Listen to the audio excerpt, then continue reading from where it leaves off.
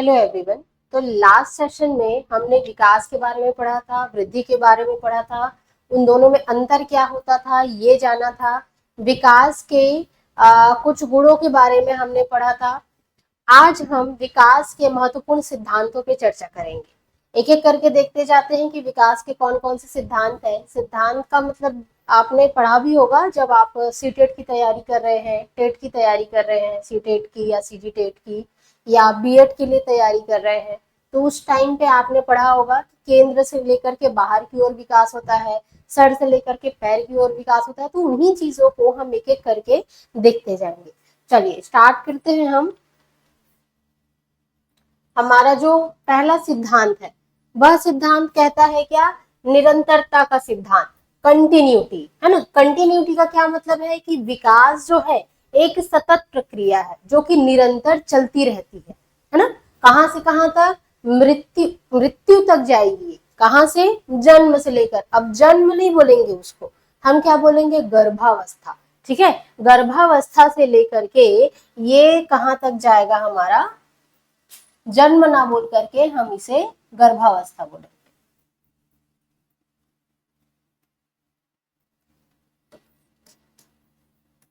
गर्भावस्था से मृत्यु तक।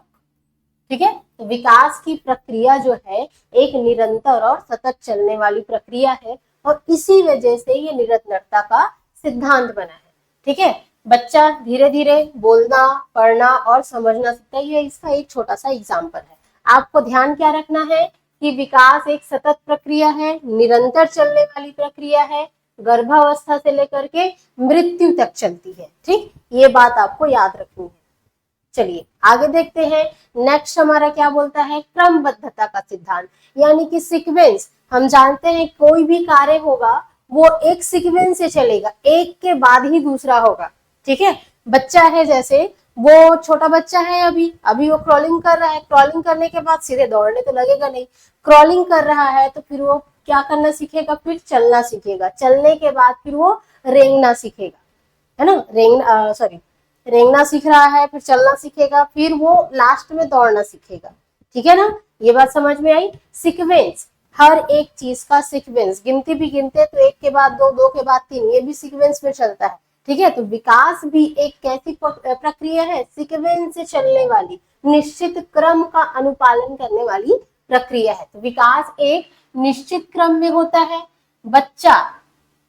हर बच्चा जो है लगभग समान क्रम का पालन करता है। कुछ चैलेंजिंग बच्चे होते हैं जिनमें पोषण की वजह से या मानसिक विकारों की वजह से उनका विकास सही से नहीं हो पाता। उन बच्चों को फिलहाल के लिए हम छोड़ देते हैं, उनके बारे में जब हम पढ़ेंगे विसंगतियां तब पढ़ेंगे। ठीक है, अभी हमको सिर्फ इन जनरल क्या होता है उसके बारे में पढ़ना है। तो बच्चा बैठना सीखा पहले, रेंगना, फिर चलना, उसके बाद फिर दौड़ना सीखता है। यही विकास की एक प्रक्रिया है कि ये एक सीक्वेंस से होता है। जंपिंग जैक के पोजीशन पर ये नहीं होगा। ठीक, अगला हम पढ़ते हैं क्या? सामान्य से विशेष की ओर। ये जो प्रक्रिया है या ये जो सिद्धांत है आपका बहुत ही इंपॉर्टेंट सिद्धांत है। कई बार इसको एग्जाम में पूछा गया है, सीटेट के एग्जाम में, टेट के एग्जाम में भी पूछा गया है कि जो विकास की प्रक्रिया है वो कैसी है। वो है कैसी? जनरल से स्पेसिफिक, यानी कि आप हो या फिर कोई भी बच्चा, बच्चे का एग्जांपल लेते हैं, बच्चे के बारे में पढ़ रहे हैं। तो कोई भी बच्चा है, सबसे पहले जब उसको पेन पकड़ाते हैं तो वो क्या करता है? पूरा ऐसे गोदागादी करता है ना। एक पेपर पकड़ेगा, पेन पकड़ेगा, उसमें पूरा गोदागादी करेगा, पूरा चारों ओर उसके ऐसे घेरते जाता है। उसके बाद धीरे धीरे वो उसको उसमें तस्वीरें बनाना चालू करता है। बारीक काम वो लास्ट में सीखता है ना। तो इन जनरल चीजें पहली की जाती है, उसके बाद उसमें स्पेसिफिक जाया जाता है। जैसे कि हम लोग अनार बनाना सीखते थे पहले, तो पहले क्या करते थे हमारे टीचर्स? क्या सिखाते थे? पहले अट्ठो आठ बनाओ बोलते थे, फिर उसके पीछे एक डंडी, उसके पीछे डंडी, उसके ऊपर में डंडी और सामने वाले को ऐसे मिटा दो। तो ऐसे करके अनार बन जाता था। क्या कर रहे हैं? पहले हमको जनरल में वो चीजें सिखा रहे हैं, है ना। उसके बाद फिर जब हम सीख जाएंगे इसको तो हमको लिखना आसान हो जाएगा। ठीक है ना, हम स्पेसिफिक हो जाएंगे। उस अ से हम आम भी बना सकते हैं, उस अ से हम अनार भी बना सकते हैं। बहुत सारी चीजें हम सीखते जाएंगे। ये है क्या, जनरल से स्पेसिफिक की ओर विकास की जो प्रक्रिया है वो चलती रहती है। ठीक है, चलिए आगे देखते हैं। मोस्ट इंपॉर्टेंट टॉपिक हमारा सिद्धांत का क्या है, सिर से पैर की ओर का सिद्धांत, यानी कि सिफेलोकॉर्डल। सिफेलो पे जो सिफेलो है इसका अर्थ होता है सिर, कपाल, है ना, और कॉर्डल का अर्थ होता है पूंछ। सेफेलो का अर्थ होगा सिर, कपाल, मस्तक, है ना। वहां से विकास की प्रक्रिया चालू होती है, यानी कि जो बच्चा है सबसे पहले अपना सर को संभालना सीखता है, उसके बाद धड़ पे आता है, धीरे धीरे मूवमेंट करना सीखेगा, उसके बाद फिर लास्ट में जाकर के वो पैरों के बल चलना सीखता है ना। छोटे बच्चे, नवजात बच्चे हमने देखे हैं, वो चलना एक ही बार में नहीं सीख पाते हैं, वो पहले नियंत्रण करना सीखते हैं अपने बॉडी पे, उसके बाद धीरे धीरे रंगना, बैठना, चलना, दौड़ना, ये सब चालू करते हैं। तो जो विकास की प्रक्रिया है वो कैसी चलती है, सेफेलोकॉर्डल के सिद्धांत पर कार्य करती है, सर से लेकर के पैर की ओर चलना चालू करता है। ठीक है, चलिए आगे देखते हैं नेक्स्ट वाला, केंद्र से बाहर की ओर सिद्धांत, जिसको हम कहते हैं प्रॉक्सिमोडिस्टल। ये भी बहुत इंपॉर्टेंट है, दो तीन चीजें हैं इसमें बहुत ही ज्यादा इंपॉर्टेंट है। क्योंकि आप व्यापम का पैटर्न जानते हैं, कूट में प्रश्न पूछे जाते हैं, तो आपको इंपॉर्टेंट बस नहीं पढ़ना है, सारे पढ़ना है ना। बोल देगा कि इनमें से कौन सा विकास का सिद्धांत नहीं है, उसमें से छांटना पड़ेगा, तो हमको विकास का सिद्धांत कौन कौन सा है पहले ये तो पता होना चाहिए, है ना। चलिए इसको पढ़ते हैं। प्रॉक्सिमोडिस्टल, प्रॉक्सिमोडिस्टल क्या कहता है, प्रॉक्सिमोडिस्टल कहता है कि जो भी विकास होगा वो पहले केंद्र पर होगा, केंद्र पे विकास होने के बाद फिर वो चारों ओर ऐसे फैलता जाएगा। ठीक है, जैसे कि जो भी बच्चा रहेगा वो पहले अपने हाथों पर नियंत्रण लाना सीखेगा, उसके बाद धीरे धीरे उसका नियंत्रण कहाँ जाएगा, उसके पंजों में आ जाएगा। ठीक है, उसकी उंगलियों में आ जाएगा, जिससे वो पेन पकड़ना चालू करेगा, ड्राइंग करना चालू करेगा। तो ऐसा विकास क्या कहलाता है, प्रॉक्सिमोडिस्टल विकास कहलाता है। ठीक है, पहले बच्चा हाथ नियंत्रित करना सीखता है, फिर कलाई और अंत में उंगलियों में उसका नियंत्रण जाता है। ठीक, चलिए आगे देखते हैं। व्यक्तिगत भिन्नता का सिद्धांत, इंडिविजुअल डिफरेंस, की हर बच्चा अलग होता है। हमने कई बार एक कोट पढ़ा है जो शिक्षा अभियान चलता है उसमें भी, कि हर बच्चा अलग होता है।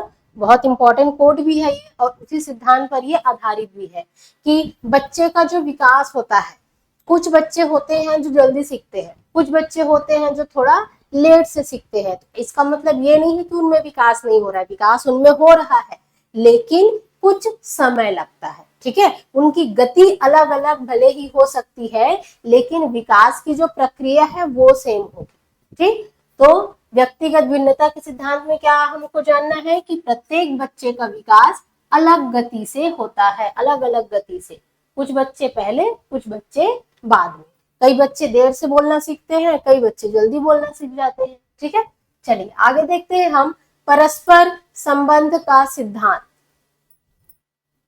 Inter relation. तो किसका किसका, विकास के जो डोमेन्स पढ़े थे हम ना, आयाम पढ़े थे, तो विकास के जो डोमेन्स होते हैं, डेवलपमेंट के डोमेन्स हैं, वो आपस में इंटर रिलेटेड होते हैं।